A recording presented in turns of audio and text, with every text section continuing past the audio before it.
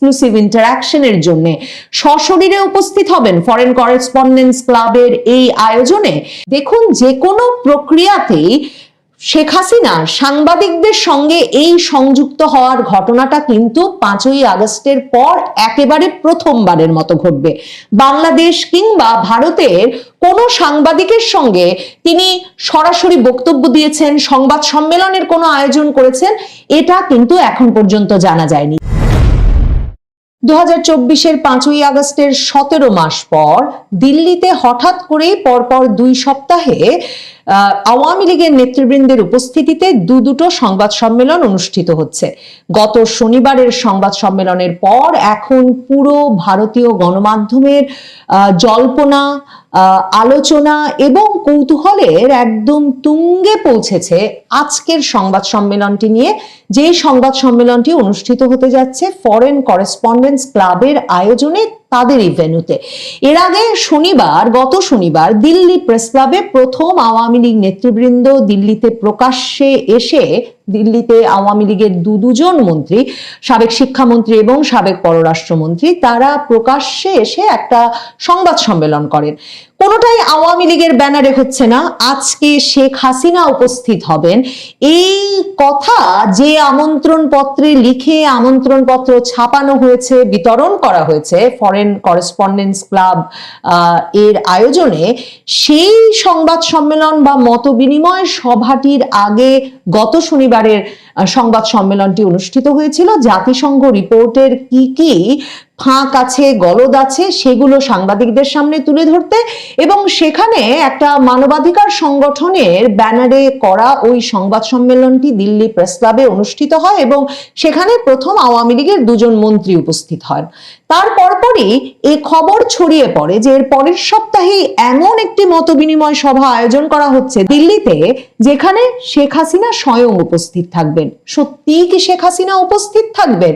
মানে শেখ হাসিনা উপস্থিত থাকবেন এ কথাটা যখন ছড়িয়ে গেছে এবং আমন্ত্রণ পত্রে ফরেন করেসপন্ডেন্স ক্লাব, যেটি কিনা দিল্লিতে অবস্থিত বিদেশি সাংবাদিকদের একটি ক্লাব, সেই ক্লাব লিখেছেন যে ওখানে এক্সক্লুসিভ ইন্টারঅ্যাকশন হবে প্রধানমন্ত্রী শেখ হাসিনার সঙ্গে। লক্ষ্য করার মতো বিষয় তো অবশ্যই যে তারা সাবেক প্রধানমন্ত্রী যেমন লেখেন নাই, তারাই সেই আমন্ত্রণ পত্রে সুস্পষ্টভাবে উল্লেখ করেছেন যে শেখ হাসিনা বক্তব্য রাখবেন, শেখ হাসিনার সঙ্গে সেখানে একটা মত বিনিময়ের সুযোগ পাওয়া যাবে। এ কারণে সেই আমন্ত্রণ পত্র থেকে এ খবর দ্রুততার সাথে ছড়িয়ে পড়ে যে শেখ হাসিনা প্রকাশ্যে আসতে যাচ্ছেন প্রথমবারের মতো 2024-এর 5ই আগস্টের পর, এবং সেটা ঘটতে যাচ্ছে দিল্লিতে। দিল্লির সরকার, ভারত সরকার যে এ ধরনের সংবাদ সম্মেলন, মত বিনিময় সভা আয়োজন করতে দিয়ে কিংবা ভারতে এ ধরনের অনুষ্ঠানের আয়োজন করতে দিয়ে, যেখানে আওয়ামী লীগের মন্ত্রীদের মন্ত্রী বলে পরিচয় করিয়ে দেওয়া হচ্ছে, যে সব আমন্ত্রণ পত্রে শেখ হাসিনাকে বাংলাদেশের প্রধানমন্ত্রী হিসেবে পরিচয় করিয়ে দেওয়া হচ্ছে, বুঝতে বাকি থাকে না যে দিল্লি ভারত সরকার সরাসরি একটা বার্তা দিতে চাইছে যে বাংলাদেশের রাজনৈতিক পরিসরে যখন কার্যক্রম চালানোর কোনো অনুমোদন নাই আওয়ামী লীগের, তখন তারা মনে করে যে তারা ভারতে সেই পরিসরটা তৈরি করে দিতে পারে, এবং ভারতের গণমাধ্যম প্রস্তুত বাংলাদেশের রাজনৈতিক দল আওয়ামী লীগের মতামত, তাদের অবস্থানগুলো বিশ্বের আন্তর্জাতিক সংবাদ মাধ্যম, বিশ্বের সম্প্রদায়, আন্তর্জাতিক সম্প্রদায় এবং বাংলাদেশের জনগণের কাছে পৌঁছে দিতে তাদের গণমাধ্যমের মাধ্যমে।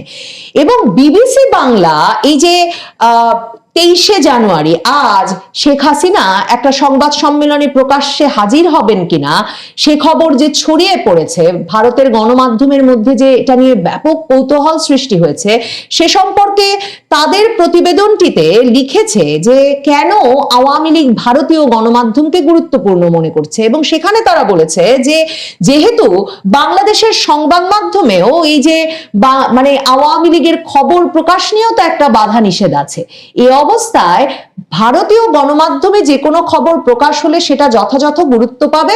সেটা ভারতে এসে সংবাদ সম্মেলন করবার একটা কারণ যারা সংবাদ সম্মেলন আয়োজন করেছেন মানে আওয়ামী লীগের ব্যানারে তো করেন নাই, মানবাধিকার সংগঠনের ব্যানারে গত শনিবার তারা কিন্তু স্পষ্টত বলেছেন যে দিল্লির সংবাদ সম্মেলনই প্রথম নয়, জাতিসংঘ রিপোর্টের খুঁত গলদ ফাঁকগুলো নিয়ে তারা এর আগে লন্ডন, ব্রাসেলস সহ ইউরোপের বিভিন্ন দেশে সংবাদ সম্মেলন করে এসেছেন।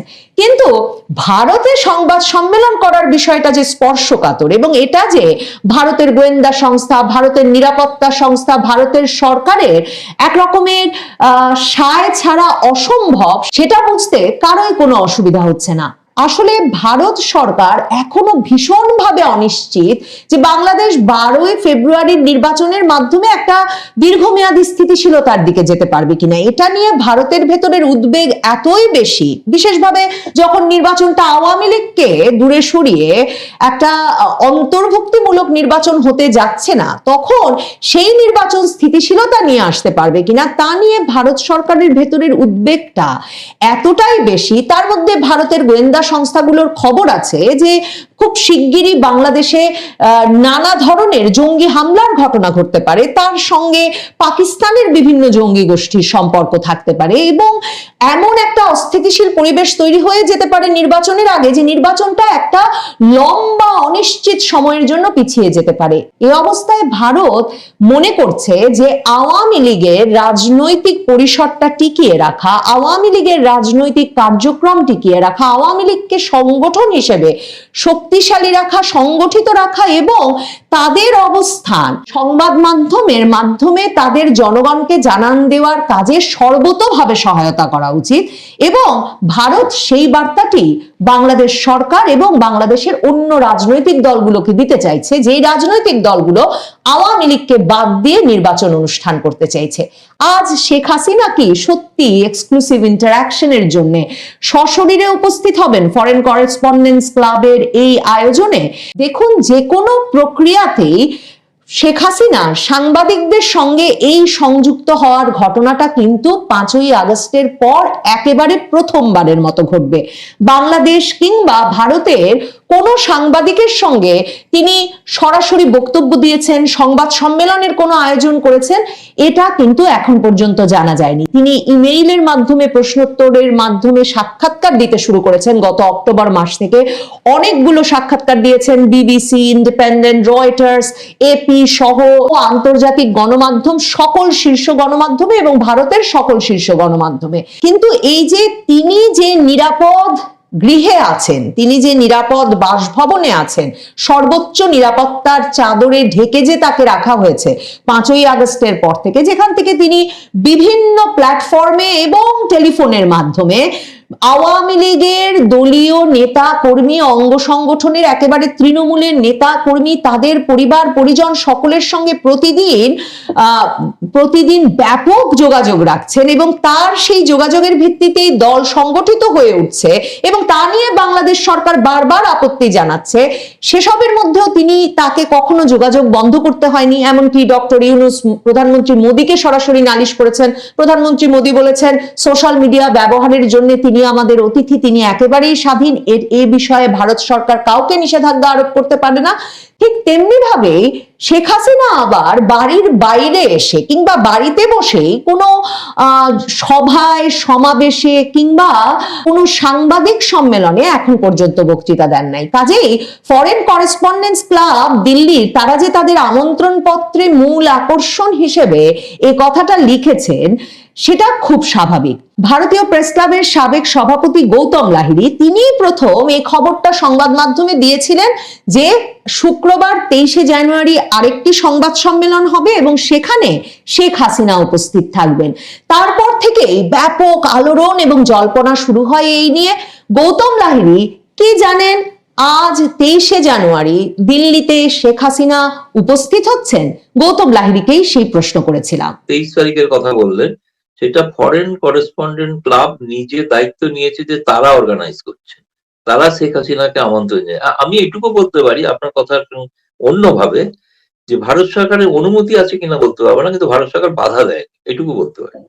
বাধা দিলে এটা করা যেত না। এখন পর্যন্ত যা ওদের ধরুন অফিসিয়াল, আপনি যদি ইনভাইটটা দেখেন, অফিসিয়াল ইনভাইটে লেখা আছে যে exclusive interaction with prime minister Sheikh Hasina, এবং তার মন্ত্রীদের নাম এবং যারা অন্য মন্ত্রী নন, আওয়ামী লীগের এমপি বা ইত্যাদি, তাদের সকলের নাম ইত্যাদি দেওয়া আছে 4-5 জনের।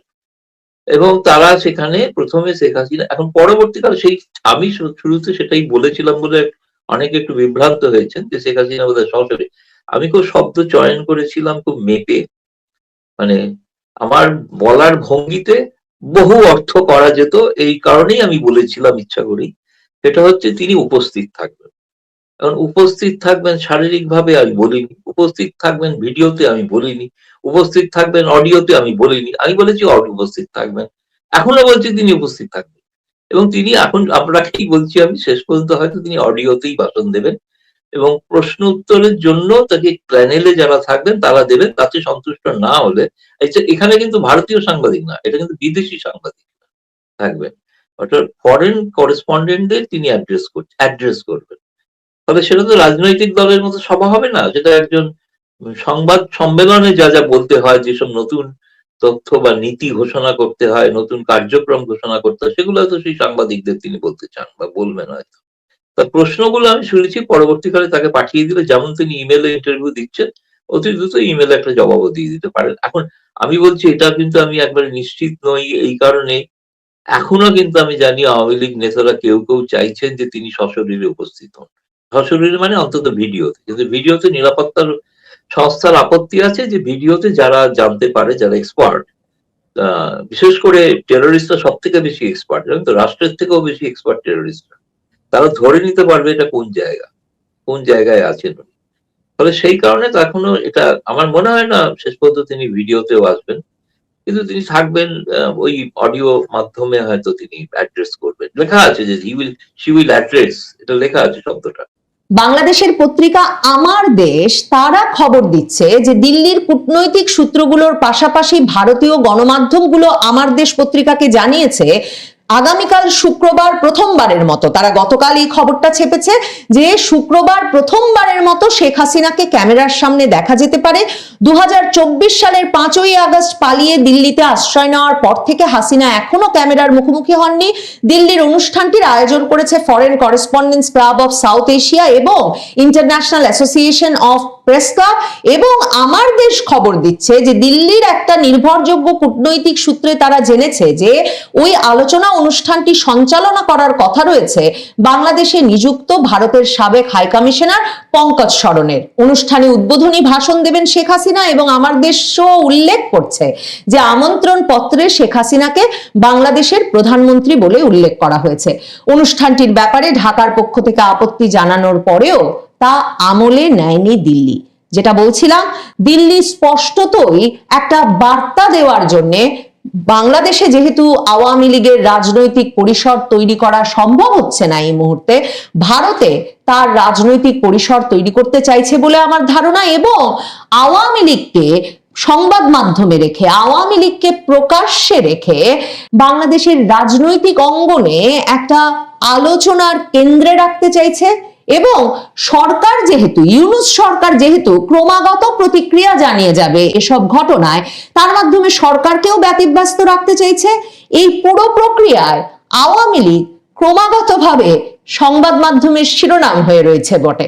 এই সবকিছুর মাধ্যমেই রাজনৈতিক কার্যক্রমে নিষিদ্ধ আওয়ামী লীগ বাংলাদেশের রাজনীতি এবং বাংলা